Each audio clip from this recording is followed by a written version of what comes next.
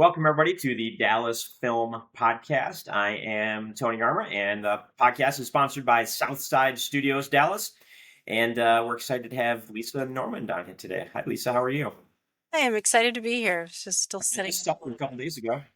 Yes, that was quite the event, wasn't it? Yeah, so there was a TXMPA thing. So for those people that are listening, Texas Motion Picture Association had a little road show in Dallas at Camp Lucky.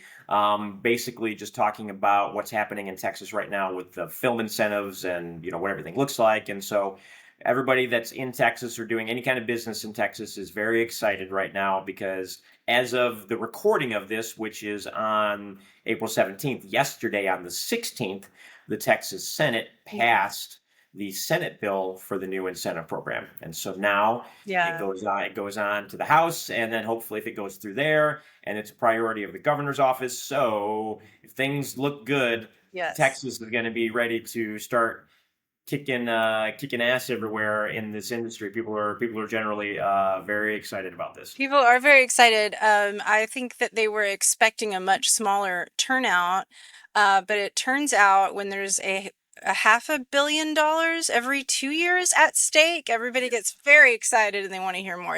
Am I correct? Is that it's like a $500 million every? Yeah, 500. Well, I think technically it's 498 million, but I think we're okay to round up and just say 500. That's what I've been saying.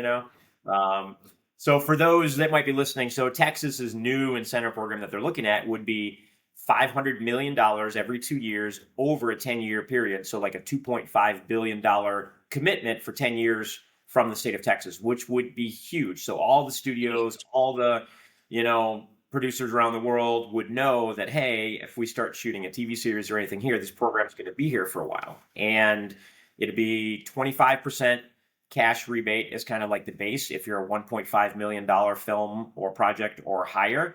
And then you can bump up to 31% basically. If you have 5% veterans on your film, you get 2.5%. If it's like a film that makes Texas look good, you get another 2.5%. There's a few little things that'll bump it up there basically to get to that higher percentage. But all that being said, it's definitely going to be good for business, and I think everybody feels like it's going to pass. Yeah, it's super exciting. Yeah. So, Lisa, you have a film that is having its world premiere at the Dallas, or not the world premiere, right? It's already had its first festival. Yeah, world premiere at the Fantaspoa Film Festival the Fantaspoa Fantastic Festival in Brazil. Nice. I Did you actually, did yeah, you it's go to like, Brazil for that one? I'm sorry? Did you go to Brazil for that one? No, no, did not. It's very expensive to go to Brazil. Yeah, yeah. You're like, oh, this is great. I wish I could actually go. I know, yeah, but luckily we'll be able to go to the one in our backyard in Yeah, so Dallas next. International Film Festival, April 20. Well, it starts the 23rd or something like that and goes to like the 30th, right around there. Yeah, I think that's right. I And keep our wanting to screening, say, yeah, I keep wanting to say the dates of Sunscreen, my festival, because we're 24th to 27th, and we always overlap with Differ every year. But this will be your U.S. premiere then, correct? right. Mm-hmm. Yeah, Yeah. And we're just thrilled that we were able to have our domestic premiere in our hometown where we shot the film. yeah, Our writer director Paul Etheridge is originally from Dallas. He's not local to Dallas anymore, but he's originally from here. We shot all in Dallas County except for we went to Toole, Texas for just a couple of days. We were really proud. Um, Pretty much all of our department heads are local to Dallas. We didn't fly in a DP, we didn't fly in a nice. production designer.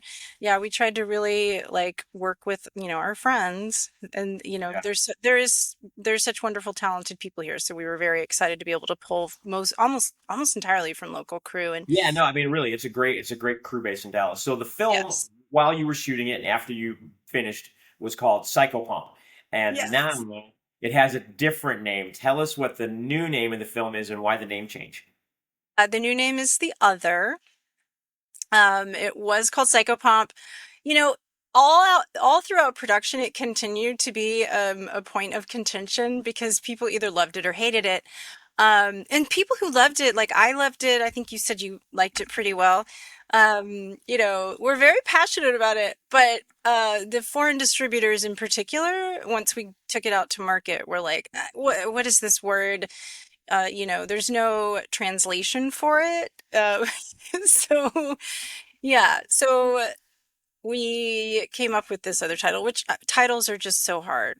I don't know Yeah, why it's titles are so interesting, and and I get that, right? From a foreign perspective, um, Psychopomp. Even if you just didn't translate it, you just left it that name. No one would know what that is. It'd be weird. But from in a U.S. perspective, I mean, I was a producer on a film several years ago called Bernie the Dolphin, and in Germany, it's called My Friend the Dolphin, um, because Bernie was the name of the dolphin, right? So Yeah. I don't know why you still couldn't just call it Bernie the Dolphin. It's still the name, but Yeah. they changed it to My Friend the Dolphin for the German release, and so I understand the changing it for foreign markets. Was there any discussion of leaving it the same name for like U.S. markets at all? No, they did not give that option, and I'm not really sure why. But I think, being not a distributor myself, we trusted Yeah. the input that we were getting, which was that did not want to move forward with Psychopomp. I think one of our crew members, Xander, I hope he still does this, was going to wear a t-shirt to the premiere that says it's still Psychopomp to me, which I'm like, I love that. Yeah, I get it though, and it happens. Like films change names Yeah. all the time, and typically for sales purposes, because is what it is. I had a film we were going to shoot in 2020 that we're going to do again. That I've worked on this film 100 years. I won't talk about it too much, but called Terminal Kill. And our sales agent, distributor said it sounds too much like a 80s action movie. I'm like, yeah, exactly. Like that's the point. That's what I want it to sound like. And we changed the name briefly to Can't Stop the Dawn, which is kind of a cool title, but nobody knows what it means. And Yeah. so now it's going back to Terminal Kill. So, anyways, Criminal Kill. That's a solid name. right? Like it's like Yeah. that's cool. You're like, oh, what's that? I want to know what that is. So, Yeah. anyways, that's not about this. We'll do a separate podcast just talking about that. So tell us, what is the other, formerly known as Psychopomp, about? Okay. I should have my elevator pitch down by now. It is a horror thriller. It is about a couple that is having trouble conceiving, and so they foster a mute orphan into their home. And with the mute orphan comes a dark past that starts to wreak havoc among this new family, Okay, uh, as one could without imagine. without giving too much away there. Yeah. Without giving too much away, it has a lot of dark humor. It makes me laugh all the like perhaps too much, but a lot of dark humor, a lot of like some I don't want to speak for the writer director too much, but there's definitely some social commentary. It's sort of embedded in it, and these themes are very heavy, and so you need a lot of humor. And so it makes me laugh quite a bit. It's very, very touching, very sweet. Like this, there's so much love in this family by the end of it. So I hope that people enjoy it as much as I do. Yeah, and so since it's a horror thriller, there are so many different, like you could go to the horror genre and there's like 100 different categories, right? Like can you drill it down a little more? Is it supernatural? Is it like a psycho? Yeah. Is it like a psychological? I mean, Psychopomp was the Yeah, yeah. title. Like is there a subgenre in horror that you would categorize it? Yeah. It is a little tricky. We've talked about this quite a bit. I mean, it's not a comedy, that's for sure. There's no jokes. When I say dark humor, it's really just because it does get so absurd at the end.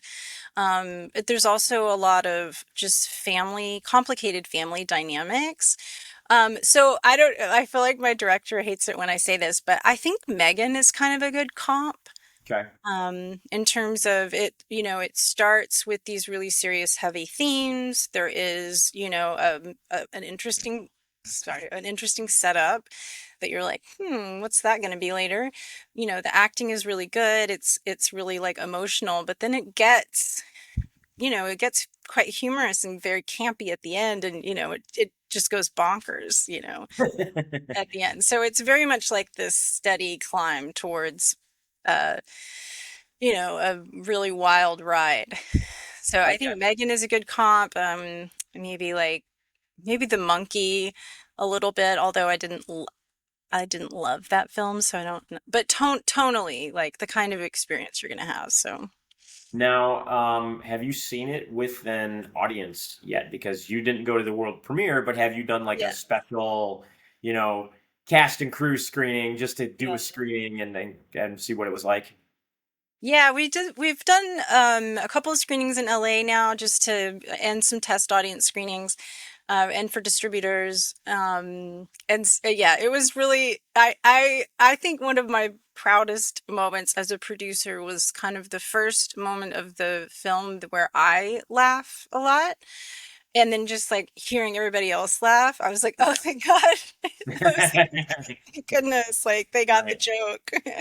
Yeah, that's right. It's an interesting thing. Like you can make a film and you edit a film, and then when you show it to an audience, you literally can feel, like physically feel if something is not right with the audience, right? Like if this piece is dragging on too long, and then all of a sudden you're like, oh, we have to re-edit this part. This has got to be pace Yes. quicker or whatever. Like you can feel those moments in an audience, and so, but when they You do really laugh, can. yeah, when they do laugh or cry at the right spot, it is that sense of relief. Were there any moments, or in some early screenings where you could feel something was off, and you're like, "Ooh, we need to Yeah. fix this"? Yeah, we did a rough cut screening very early on in Austin, and that was insightful. I mean, I cannot recommend enough just screening before you Yeah. lock picture. It may not have been the same moment, but there were definitely a couple of moments that were intended to be quite awkward in a humorous way, right? I mean, it's this new family. They're bringing home this little girl. She's not a baby, she's 8 years old, and they aren't parents. I mean, it's like there's a real difference between having a baby and an 8-year old. They're like a fully formed person with like a personality. Um, and there's a moment where it just shouldn't have been. It should have been intentionally awkward, and I think it was not. It was awkward in the wrong way, and I could feel it, and I could tell that nobody was amused by it. And so we did, yeah, we did recut that. We were like, okay, we gotta like hit these cuts, we gotta do some comedy cuts, here to just make it clear that like we as filmmakers, like the awkwardness you're feeling is intentional. Yeah. And I think it wasn't quite clear that it was like, Right. no, we know this is kind of weird. Yeah. So what are you guys doing, sort of in preparation for the U.S. domestic premiere in Dallas next week? Any kind of special parties or anything you've got planned, like in conjunction with it? Talk a little bit about your premiere next week. Yes. So I've been yeah, I'm absolutely thrilled. So we're having a little party beforehand for local cast and crew, and then anybody else that can come in. And our young star Evangeline Friedlander is going to be able to make it, and then some of the local cast and crew. I know Morgana Shaw will be there, Denise Lee, a few others. So we're really excited about that, and quite a bit of cast. And then, I think that there'll be some local, press coverage, Dallas Observer, that kind of thing. So we are being distributed domestically through Quiver, and so that releases in June. So So you already have your domestic release. That's awesome. yeah, yeah. So it'll digital VOD in June, I think 15th, whatever that Friday is. So it was just a, kind of a coincidence that these things are ramping up at the same time, that, April 26th is our domestic premiere, and then our domestic release is in June, and they're probably just about to start releasing press about that for Quiver. So there's just a lot going on. And then of course I'm simultaneously, because I'm also like, the hands-on producer, and Camp Lucky did all the post. So I'm simultaneously delivering the film all over the world. So Yeah, I was gonna say, so you're going through the delivery process. yeah, Have you already delivered to Quiver then? Like delivery with yeah, Quiver is done? Yeah. yes, yeah. So we got all that done, and so now I'm going around to every other country. And Territory. Yeah. yeah, every other territory. And man, it's just so much work. And I feel like if you've never done it, Yeah. maybe you don't even realize. No, I've had to deliver a film before by myself. Yeah, Uh, okay, yeah, that's what I'm doing. it's a lot. Like people don't realize like the volume. And so the first one I delivered back in 2014, when I delivered that one, I was still having to get like HD cam tapes made for delivery for international territories and stuff as masters, and not just all digital DCPs or anything like that. So it's not Wow. Yeah. all the levels of delivery. So it's you, right? Like you're the one doing all the delivery. And so I maybe it's like, so for the audience that's listening, let's talk a little bit about delivery. Like what is delivery? When we say delivery for a territory, Oh my like you're gosh. you're delivering to Quiver for the US. What does that mean? Like what do you have to give them? This will be good for a lot of people that are Oh listening. yeah. Well, okay. And so, I when I say I'm doing it, I'm in charge of it. Obviously, we have a team at Camp Lucky that's actually spitting out the files. But yeah, so for everybody listening, they typically want, like different ProRes versions of the film with different audio layouts and then separate audio deliverables with all the different channels and different layouts, stereo and 5.1 and 7.1 and all these like maybe there's like a 10 channel layout. um, they want different aspect ratios. Um, in some cases you might have to like convert the frame rate depending on what they ask for. They'll want the original aspect ratio with bars so that it fits 16 by 9. But then some will want like a full frame pan and scan, which we haven't even done that yet because that's such a big, you're manually like going in and Yeah. reframing every Yeah. shot. Um, so there's Yeah, all and that's this. and, that, and that's Yeah. for you, and that's for European distribution that could potentially still be on television in Europe that is not on widescreen television Yeah. formats. Yeah. For people that are listening, and so pan and scan. If anybody that can remember this, if you were ever watching television on an old tube television, basically there was a 4:3 aspect ratio. They would take a widescreen film, and in order for it to fit the entire frame of that 4:3, you're zoomed in. And so if you want to show a shot, if you're watching, I can't even in my mind, like Lawrence of Arabia in pan and scan would be painful. And I remember even as a kid watching it and be like, oh, I pan and scan. I was the film nerd who wouldn't watch pan and scan shows on TV if I wanted I wanted it to be letterboxed or whatever. But like you said, you have to physically go into whatever you're editing, let's call Premiere or whatever, and you're moving the frame around to show Hmm. everything within the frame that people are watching so that it's scanning back and forth, panning, like Yeah. physically panning the frame for a 4:3 format for people to watch. And so you're outputting how many different types of video files you have to turn in? Well, I'm sorry, just to reiterate on the pan and Yeah. scan thing, based on what you just said, I mean, it's important to note that that is very much a creative.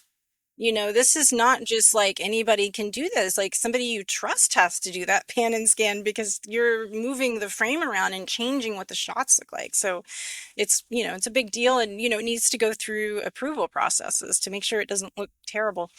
Oh my gosh, how many video files? Well, so all of the things I just listed in terms of all of the different like video files and ProRes outputs and DCP, which yeah, that's another one, the DCP.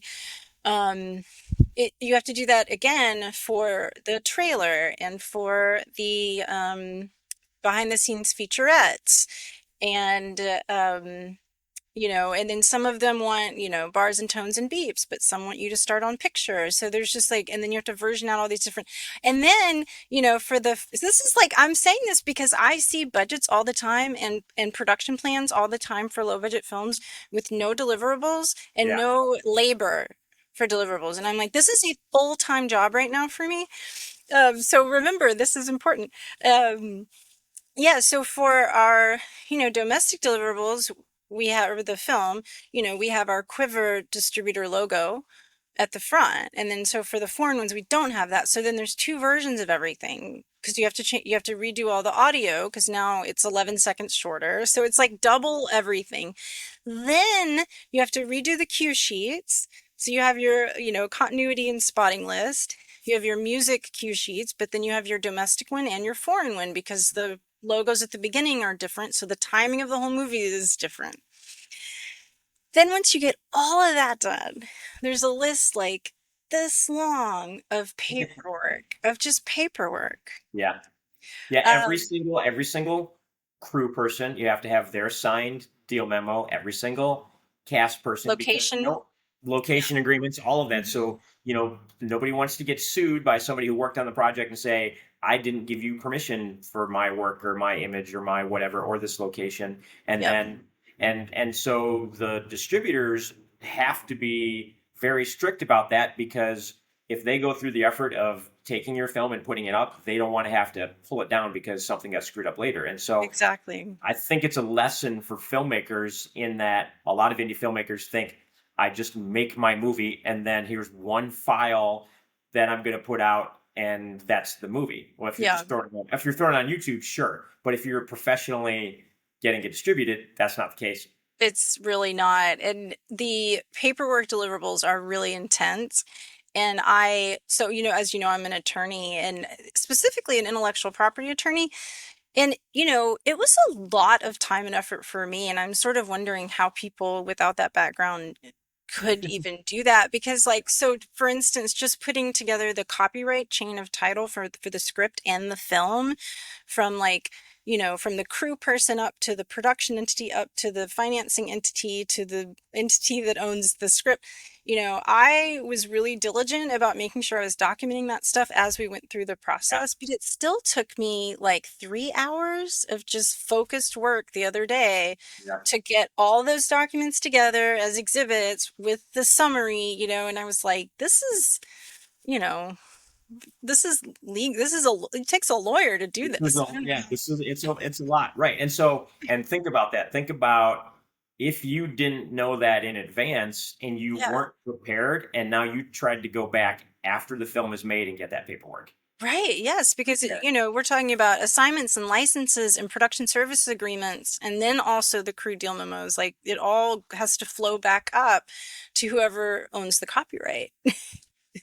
It really is. It's so much. It took me probably, I don't know, but between all of it, like 3 weeks to get all the paperwork finalized and delivered. yeah, that sounds about right.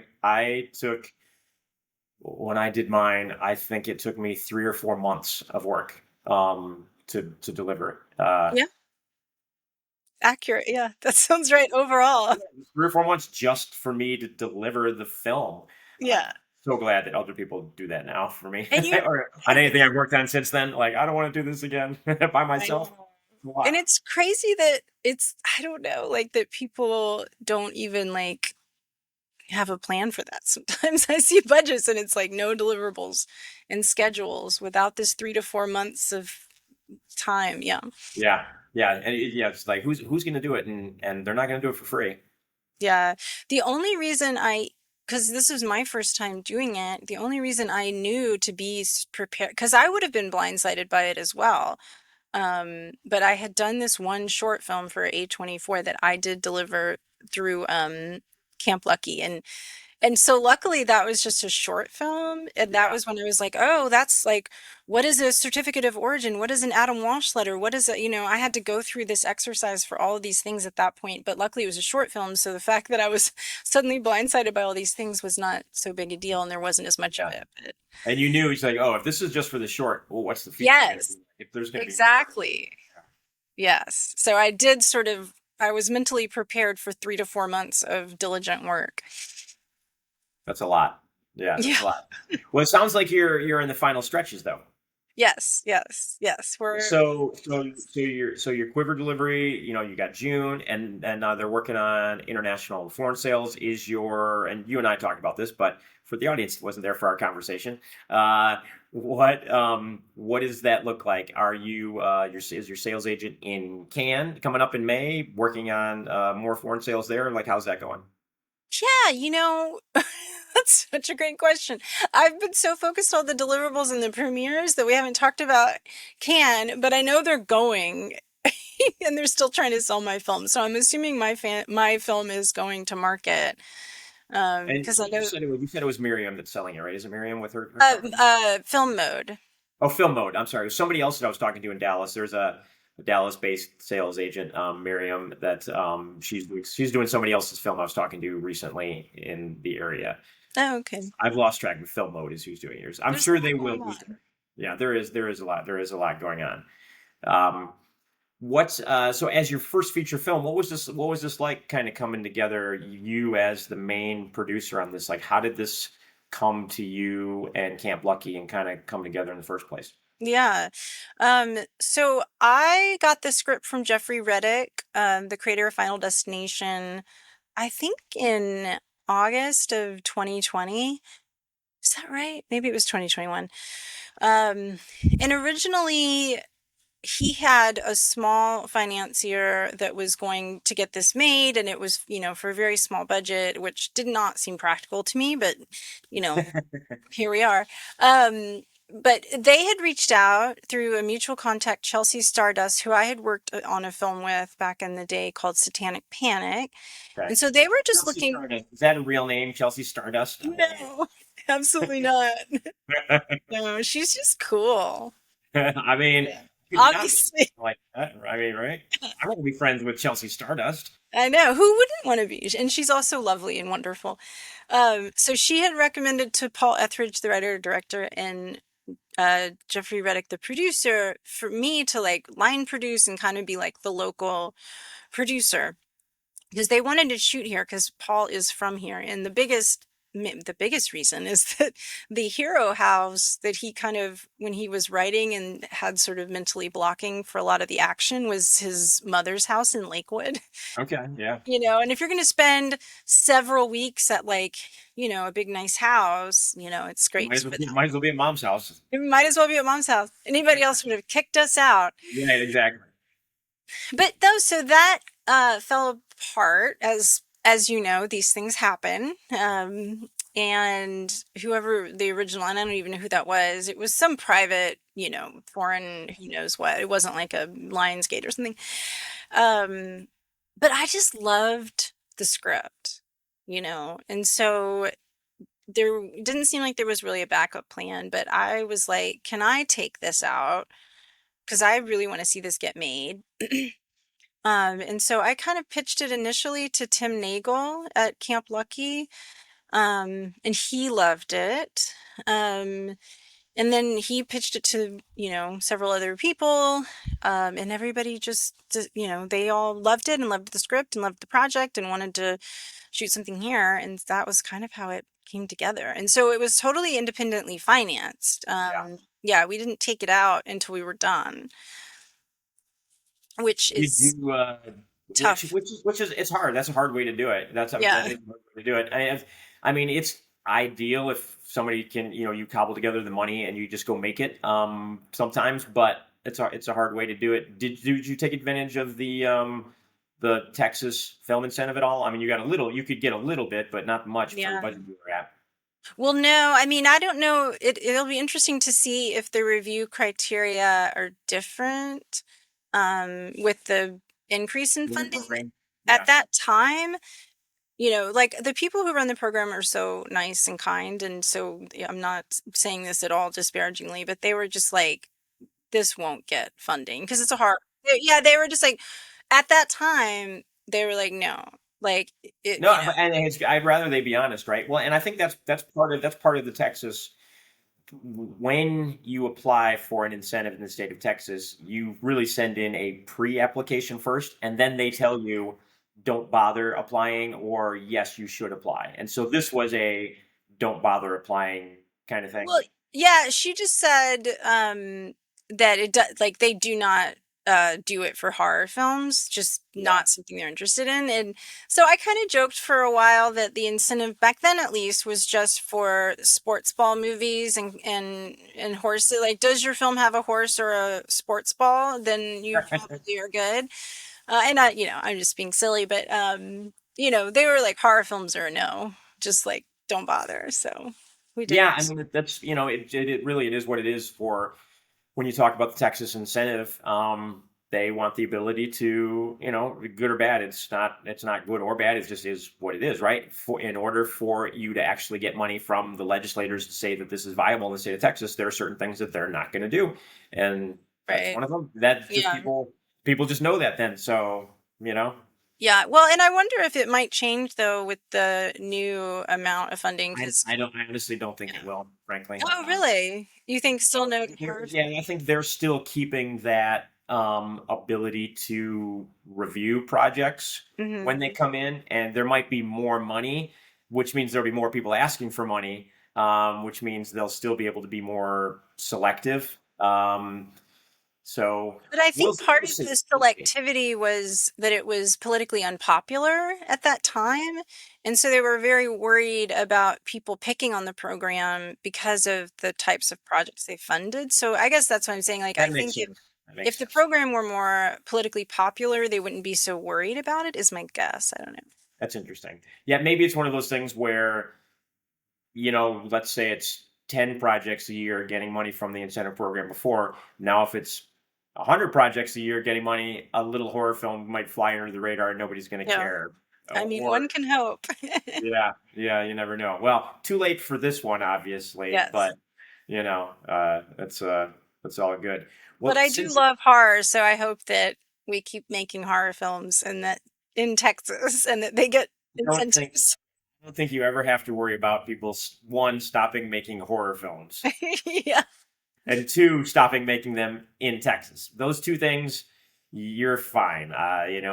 Yeah. Uh, I mean, they were making horror films in Texas before Texas Chainsaw Massacre, but I think after 1975, when that film came out, that established Texas as the bona fides for Texas to always be a capital of horror filmmaking. Yes. Well, what do you you've obviously got a lot going on with this film, right? You got distribution happening, you're delivering Yes. the film, you've got a premiere at DIFF coming up, so you probably won't have any other film festival screenings because you're releasing in June, so there's really no way Yeah. to do another screening because you're releasing in June and DIFF is at end of April, beginning of May, so it's only like a month basically. So no other festivals in between. No, no, not that I know of yet. That's okay. I Yeah. mean, the whole Yeah. point's to get distribution anyways, right? I know, right? Yeah. Yeah. Well, so we aren't getting a theatrical. So, if there is a world where we could screen at festivals after we're distributed online, that would be nice because I would still like for people to see it in theaters. And sometimes, depending on the festival, they will screen films even though you can Yeah. buy them online. I think as long as they're not like, available for free. Right. Yeah, that's interesting. So now that you've made this first feature, what's the appetite for doing a second one? Or were you like, never again, one is enough, I'm going back to commercial? Okay, so no, definitely not. I mean, I love films. I love making films. I think candidly, as I'm sure like the market right now is just really, really tough. And for the other projects that we have in development, we are trying to approach it in a slightly more traditional way where we're taking it out first, because that feels like a little bit safer. But yeah, I mean, yeah, things are just it's just such a soft, cold, I don't know, like all of the analogies market right now, and I'm just trying to make myself feel better about it because every time I talk about this, people give me horror stories about like, well, last week, so and so A-list actor was, in the room pitching it and a different project. And Yeah. they're still not getting greenlit. Just that things, it's just really hard right now. And I had one project in particular that, it really seemed like we were hearing some rumblings that a major indie studio might even be interested in like eventizing it and it kind of being a big deal. And so once we actually took it out, it was just quiet. Um, and so yeah, it's just really tough. And then kind of the same thing in the unscripted space because that was another thing that we did at Camp Lucky was post producing some unscripted series. And so we're working with a showrunner now to pitch some concepts for that. But so it's just kind of like development. And so, yes, in the near term, you might see me on uh, a commercial set more readily, but we shall see. And I have a short film coming up that I'm going to try to produce with Sarah Nimi, a very talented Lebanese writer and director, female. She won the 2024 South by Southwest Texas short for Jadot's Dead. Wonderful. So I'm about to produce her next short film. So, I'm trying to keep myself busy in the meantime until we figure out how to sell things. Yes, and selling things is Yeah. hard. Well, again, depending on what it is, if it's not horror, I don't know if you've got a slate of horror films, but the increase in the Texas incentive and dropping it to a 1.5 threshold, and the fact that you guys are all, the Camp Lucky's Dallas based and everything you're doing is Texas based, should give you more of a jump start, right? Because if you can right Mhm. off the bat know that you have 25% of your budget coming in Yes. the form of an incentive, well, all of a sudden you've got seed money then essentially at that point Yeah. to do something. And so then cobbling together the last other pieces, isn't I'm not going to say it isn't as difficult because raising money is always Yeah. hard, but you've got a leg up in the process. Yeah, no, absolutely. I mean, the incentive is going to be huge. If all goes well and it's looking like it is, like it's not going to look the same in a year as it does now. I No. think because there's so many projects that are a natural fit for Texas, and they end up going obviously to Louisiana, Oklahoma, New Mexico, Estonia, whatever. They end up just going somewhere else. Um, so I'm thrilled about it. It's gonna be huge. Yeah, that's I know all the conversations that I'm having with people, they're just like, when, like when I was like, soon, hopefully, we're waiting, just like you are. Yeah. It's coming soon. It's coming soon. No, it's true because like even for Psychopomp slash the other, we had to justify why we were shooting it here. Yeah, of course. Like, why And wouldn't you just? your budget was basically just over a million or ish or around there, something like that, Yeah, right? it was like, yeah, it was, you know, Something around something like that. there. Yeah, and like the lower the budget, the less sense that it makes typically to go somewhere else. Yeah, Um, so, but we had to kind of do this math problem of, okay, the location is here, yeah, the house that I mentioned. All the people we want to work with are here. We have this studio space here at Camp Lucky where we're going to shoot a few days. And so, are the savings associated with all of these items sufficient to overcome getting 37% in Oklahoma or whatever? yeah. No, it's true. You end up spending more money somewhere else. The only thing the incentive does is it gives investors a security blanket to know that there's other money coming in, Mm-hmm. which logically doesn't necessarily make any sense. It's like, well, this would cost us 2 million if we went there. Yeah. This will cost us, way less than that if we stay here. We're not getting any free money here. We would get free money there, but it's not enough to make up the difference. But they Yeah. still, but then they still want it in that area but we're getting an incentive. Like that logic problem doesn't compute, but the industry people still do it anyways. No, it's true. And you also have to think about the stress and time value of complying with incentive requirements. Like that's a whole other layer of accounting requirements. And like whether something is a qualified spend goes, because I did do one film up in Oklahoma as a line producer. It goes into every decision that you make Yeah. about, like where to buy things and who to hire for certain things. And then, yeah, you need extra, like, you have to, like, when you're doing the math of, like, what's the additional cost, you have to take into account all of the additional accounting time because you need probably like a whole accounting assistant dedicated to the incentive program. It's So so laborious. lesson for indie film, which is why a lot of indie filmmakers really, when they do start looking at that kind of stuff, if they're making their micro budget film or whatever, they're just like, I'm just gonna stay here or whatever. Unless you're somewhere like Louisiana, if you're a Louisiana based filmmaker and it's a like Louisiana story, the minimum spend is $50,000 and you can get 40%. So even like $200,000 films can get 40% back in the state of Louisiana, which is great. Like I say kudos to Louisiana for doing that. That's a great thing to keep talent there and to grow that, crew base and grow Yeah. grow that talent they've done in Louisiana. So kudos to them for doing that. I think that's been, really helpful and successful for what they've done. I'm originally from Louisiana. Are you? Yeah, and that didn't start until long after I had left.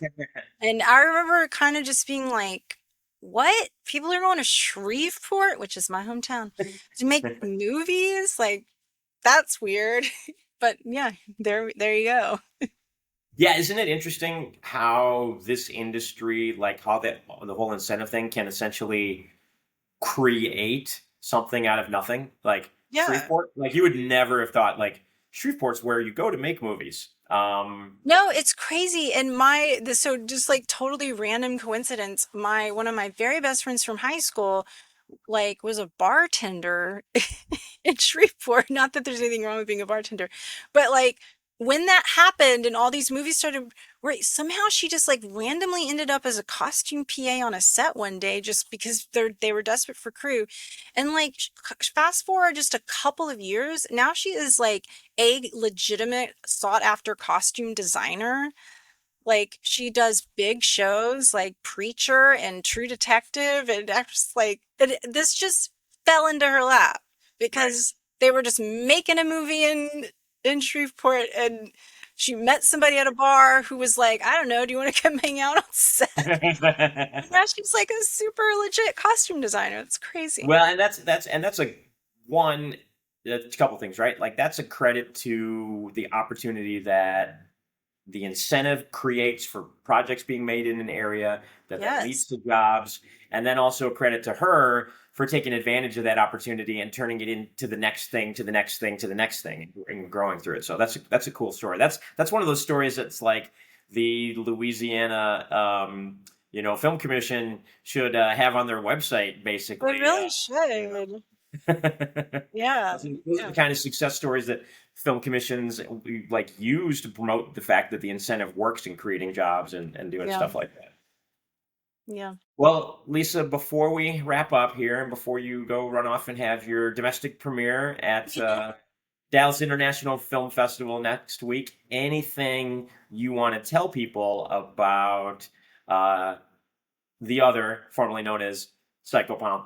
June 15th is when it releases, right? Think that's right. I should know. I just found out yesterday. It's mid-June, VOD, and digital. I don't know what all platforms. But You're a great salesperson for this project. I know. I mean, I normally am, but I just found this out. I was like, oh, cool. People are gonna be able to see it. What do I want them to know? No, I just hope that they like it as much as I do. Okay. Well, good. That's good enough, right? Yeah. Hopefully they've been intrigued enough by listening to this. Yeah. So, Lisa, thank you for being on the Dallas Film Podcast, brought to everybody by Southside Studios Dallas. We hope everybody enjoyed the episode and comes back for the next one.